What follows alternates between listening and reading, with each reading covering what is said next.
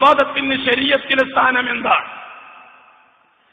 ഹിജ്റ 6-ാം നൂറ്റാണ്ടിൽ ഇറാഖിലെ ഒരു പ്രവിശ്യ ഭരിച്ച മുദഫർ രാജാവ്, ആ രാജാവ് ഈ സമുദായത്തിന്റെ റസൂലല്ല, ഈ സമുദായത്തിന്റെ നബിയല്ല, ഈ സമുദായത്തിലെ സഹാബിയല്ല.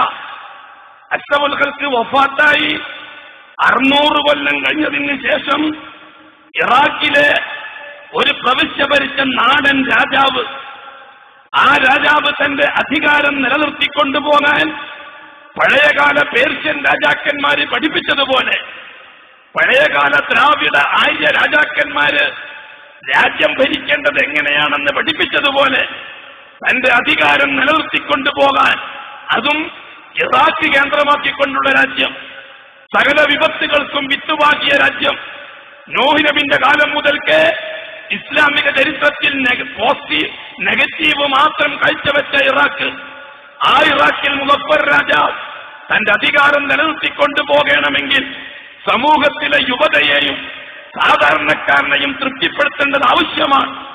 ആ തൃപ്തിപ്പെടൽ എങ്ങനെയായിരിക്കണം? ഇവന്റെ ആത്മീയതയുടെ ദാഹം തീർക്കുന്ന രീതിയിലായിരിക്കണം. ഒരു റബീഉൽ അവ്വൽ മാസത്തില് ആയിരക്കണക്കിന് ആൾക്കാരെ വിളിച്ചുകൂട്ടി കിൻഡൽ കണക്കിന് ചോറ് ഉണ്ടാക്കി, ബഹുമാനപ്പെട്ട ഇബ്നു ഹജറുൽ ഹൈതമി പറഞ്ഞതുപോലെ 10,000-ഓളം കോഴിയെയും അറുത്ത്, അത്രയും ആട്ടിനെയും അറുത്ത്, സാധാരണക്കാരെയും വിളിച്ചുകൂട്ടി, പണ്ഡിതന്മാരെയും വിളിച്ചുകൂട്ടി, അവർക്ക് നല്ല കൈമടക്കും കൊടുത്ത്, ഇതൊക്കെ ഇബ്നു ഹജറുൽ ഹൈതമി പറഞ്ഞത്, അവർക്ക് നല്ല കാപ്പാടും വെച്ചുകൊടുത്ത് സാധാരണക്കാരനെ തൃപ്തിപ്പെടുത്തി സന്തോഷപ്പെടുത്തി അധികാരത്തിന്റെ വേരുറപ്പിക്കാൻ 600-ാമത്തെ കൊല്ലം നബിതങ്ങൾ പോയിട്ട് 600-ാമത്തെ കൊല്ലം മുദഫർ രാജാവ് ഒരു റബീഉൽ അവ്വൽ മാസത്തിൽ നബിതങ്ങൾ ജനിച്ച മാസം എന്നും പറഞ്ഞ് ജനങ്ങളെ തീറ്റിച്ച് തൃപ്തിപ്പെടുത്തിയത്, ആ മുദഫർ രാജാവ് റിസാലത്തിന്റെ കയ്യൊപ്പില്ലാതെ, ശരീഅത്തിൽ ഒരു വ്യവസ്ഥിതിയുമില്ലാതെ, എന്തുകൊണ്ടാണ് ഇല്ലാതെ എന്ന് പറഞ്ഞത്? മുഹറം മാസത്തിന് പോരിശയുണ്ട്, റിസാലത്തിന്റെ കയ്യൊപ്പുള്ളതുകൊണ്ട്. റമദാൻ മാസത്തിന് പോരിശയുണ്ട്, റിസാലത്തിന്റെ കയ്യൊപ്പുള്ളതുകൊണ്ട്. റജബ് മാസത്തിന് പോരിശയുണ്ട്, റിസാലത്തിന്റെ കയ്യൊപ്പുള്ളതുകൊണ്ട്. ദുൽഹജ്ജ് മാസത്തിന് പോരിശയുണ്ട്, റിസാലത്തിന്റെ കയ്യൊപ്പുള്ള ശരീഅത്തായതുകൊണ്ട്. ദുൽഖഅദ് മാസത്തിന് പോരിശയുണ്ട്, റിസാലത്തിന്റെ കയ്യൊപ്പുള്ള ശരീഅത്തിലുള്ളതുകൊണ്ട്. ശഅബാൻ മാസത്തിന് പോരിശയുണ്ട്, റിസാലത്തിന്റെ കയ്യൊപ്പുള്ളതുകൊണ്ട്. ഈ മാസങ്ങളെല്ലാം പ്രവാചകന്റെ പരിശുദ്ധമായ നുബുവത്തിന്റെ നാവുകൊണ്ട് പോരിശയുള്ള മാസമാണെന്നെണ്ണിയപ്പോൾ ഒരു തവണയെങ്കിലും റബീഉൽ അവ്വൽ മാസം പോരിശയുള്ള ഒരു മാസമാണെന്ന് ആ പ്രവാചകൻ പഠിപ്പിച്ചില്ല. ഒരു തവണയെങ്കിലും ആ മാസത്തിന്റെ പ്രത്യേകത പരിഗണിച്ചുകൊണ്ട് റബീഉൽ അവ്വൽ മാസത്തിൽ മക്ക മുക്കറമയിലോ മദീന മുനവ്വറയിലോ സഹാബാക്കളെ ഒരുമിച്ച് കൂട്ടിക്കൊണ്ട മാസത്തിന്റെ ബഹുമാനം പറയാനെന്നോണം ഒരു ഹൽഖ റസൂലുള്ളാഹി തങ്ങൾ ഉണ്ടാക്കിയില്ല. അതിനുശേഷം 4 ഖലീഫമാര് റിസാലത്തിന്റെ കയ്യൊപ്പുള്ള മാസങ്ങളെയെല്ലാം ആദരിച്ചപ്പോൾ റബീഉൽ അവ്വൽ മാസത്തിന് ഒരു പരിഗണനയും നൽകിയില്ല.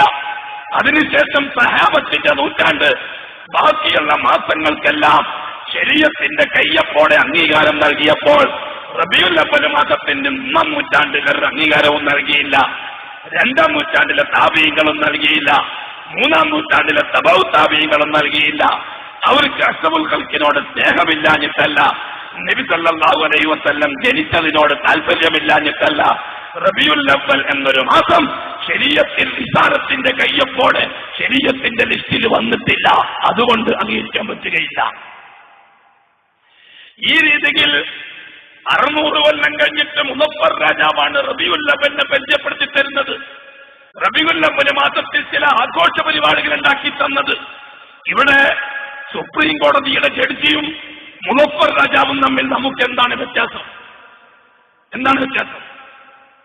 സുപ്രീം കോടതി ജഡ്ജി വലിൽ മുത്തല്ലഖാത്ത് എന്നുള്ള ആയത്തോതിയിട്ടാണ് അർത്ഥം വെച്ചത്. അവർ വിധിച്ച വിധിയിൽ തെറ്റുണ്ട് നമുക്ക് പറയാൻ കഴിയുന്നില്ല. ആ ജഡ്ജി മുസ്ലിം പെണ്ണിന്റെ നിലനിൽപ്പാണ് ശ്രദ്ധിച്ചത്.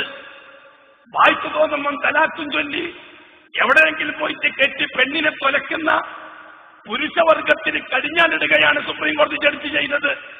അതിലാരും തെറ്റ് കണ്ടെത്തിയിട്ടില്ല. ജഡ്ജിയുടെ നിഗമനത്തെ തെറ്റ് കണ്ടെത്തിയിട്ടില്ല.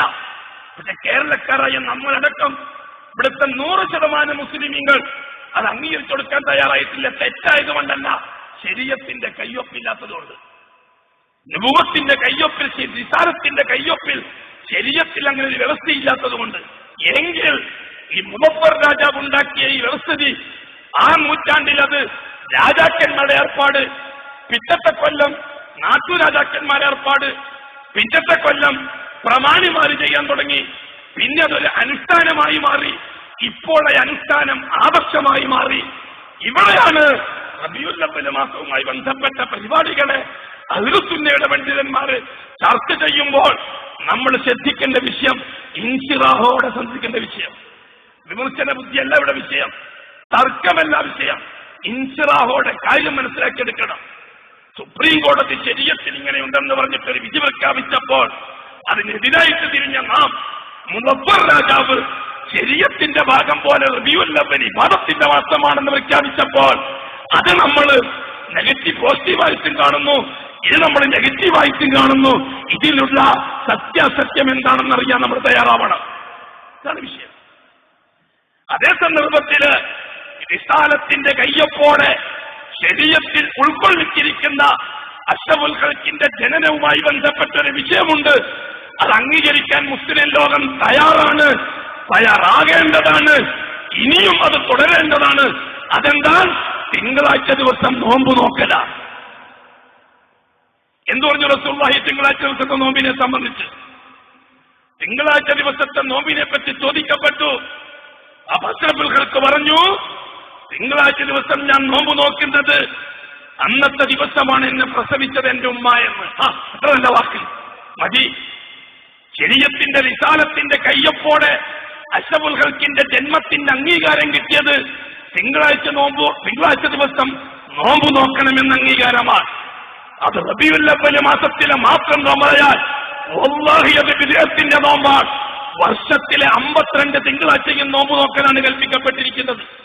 ആ തിങ്കളാഴ്ചക്ക് ഒരു മാസവുമായിട്ട് ബന്ധമില്ല, ഒരു വർഷവുമായിട്ട് ബന്ധമില്ല. ആയുസ് തീരുന്നത് വരെയുള്ള തിങ്കളാഴ്ചകൾ എപ്പോഴൊക്കെ വന്നിട്ടുണ്ടോ ആ തിങ്കളാഴ്ചയിലെല്ലാം അഷ്റഫുൽ ഖൽഖായ മുത്തിന്റെ ജന്മത്തിന്റെ സന്തോഷം പ്രകടിപ്പിക്കാൻ റിസാലത്തിന്റെ കയ്യൊപ്പോടെ ശരീഅത്തിൽ കിട്ടിയ വിഷയം അതാ. അത് തീർച്ചയായും അടുത്ത തിങ്കളാഴ്ച മുതൽ മരിക്കുന്നത് വരെ നാം നടപ്പിലാക്കണം. എന്തിന്? അഷ്റഫുൽ ഖൽഖ് ജനിച്ച സന്തോഷം പ്രകടിപ്പിക്കാൻ. എന്തുകൊണ്ടാണ് നടപ്പിലാക്കണമെന്ന് പറയുന്നത്? റിസാലത്തിന്റെ കയ്യൊപ്പോടെ ശരീഅത്തിൽ വന്നതായതുകൊണ്ട്. അതേസമയം റബീഉൽ അവ്വൽ മാസം വരാൻ പോവുകയാണ്. പല കോലാഹലങ്ങളും കാണാം.